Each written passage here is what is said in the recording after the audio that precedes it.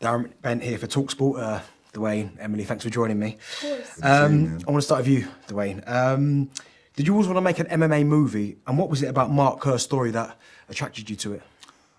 I didn't always want to make an MMA movie. I wanted to make this particular movie. MMA just happened to be the thing that Mark Kerr did. And at one time, as you know, Mark was the greatest MMA fighter on the planet. Most dangerous, feared, unstoppable. He was, he was a smashing machine, and he would just completely go through these guys. The most compelling thing I think about Mark's story that we wanted to tell is when somebody can seem impervious to losing or invincible, you just never know what they're actually going through.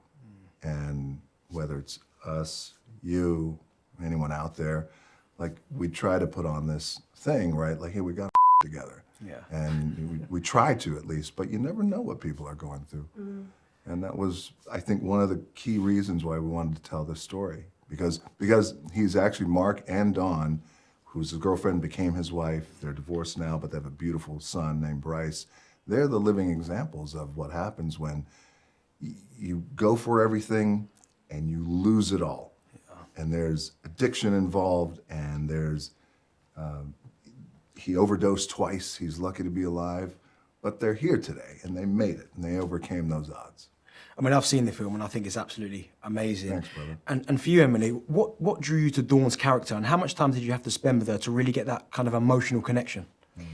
I mean, I tried to spend as much time as I could, and, she was so generous with that time and with what she shared within it. It was just, I, of course, asked her endless nosy questions about everything, like everything to do with their relationship, and she was really vulnerable. And it's also, now she's older, she's wiser, she's looking back on that time as one of the most volatile times in her life. And I think we've all behaved in ways at times that we go, why did you do that? Oh my God, you could have handled that better.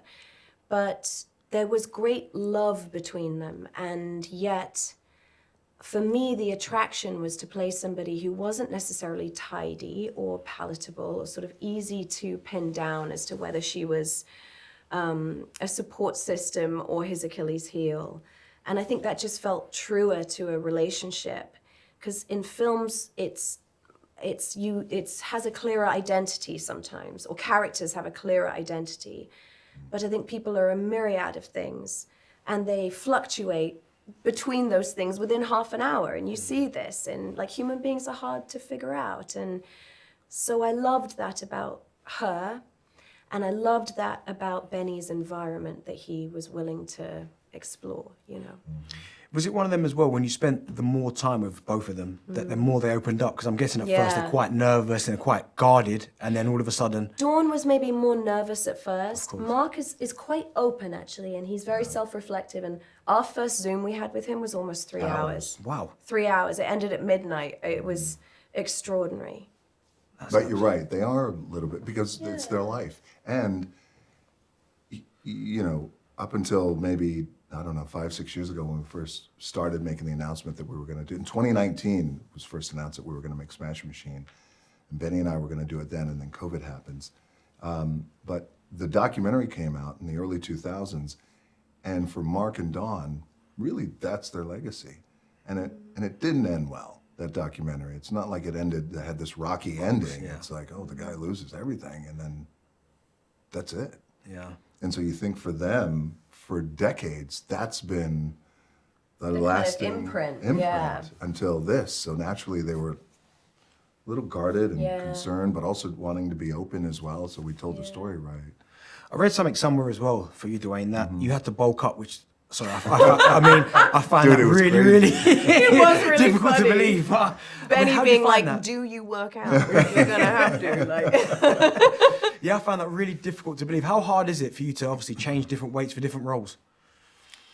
Well, I've done that in the past, a couple of pounds here, 5 or 10, modulate the weight up and down. Massive. This was bananas. Like Benny came to me and we had a good laugh about it. He said, I don't know how to say this, and I don't know if you've ever been asked this, but you're gonna have to get bigger. And I kind of laughed But I knew he was right because And then he Mark said, Kerr like, was a puffier. Puffier, because Mark was a big guy, a lot bigger than I was back then. And he also had the challenge of putting on 30 pounds to play Mark Kerr is that Mark Kerr's muscle is a different kind of fast twitch fiber muscle that, you know, athletes out there and coaches, you know what I'm talking about with wrestlers, because, you know, it's that fast twitch movement. So I had to put on the weight and at the same time make sure that I still stayed agile and I had to move in the ring and in the cage. Yeah.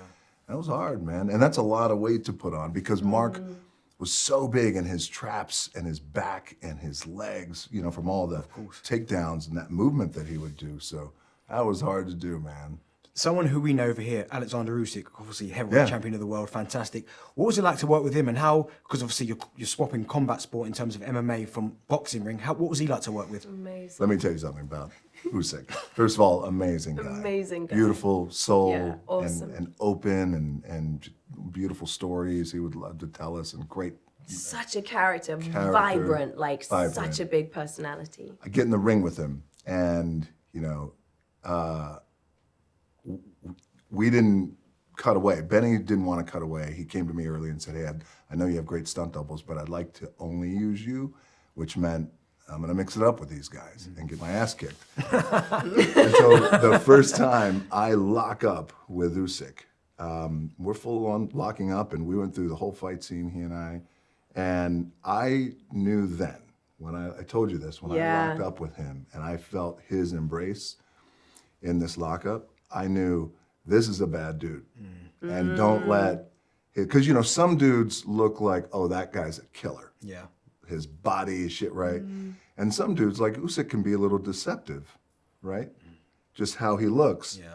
But when he locks up, that deception becomes reality because I'm like, oh, this is a bad dude. And he's just, you could feel it in his legs and in his base. And then we start sparring at the top of our fight. You know, a couple of jabs out there. He is so fast. Yeah. And you know, if one of these punches slips, It's bad. I'm going to the hospital. What was his favorite thing to eat on set?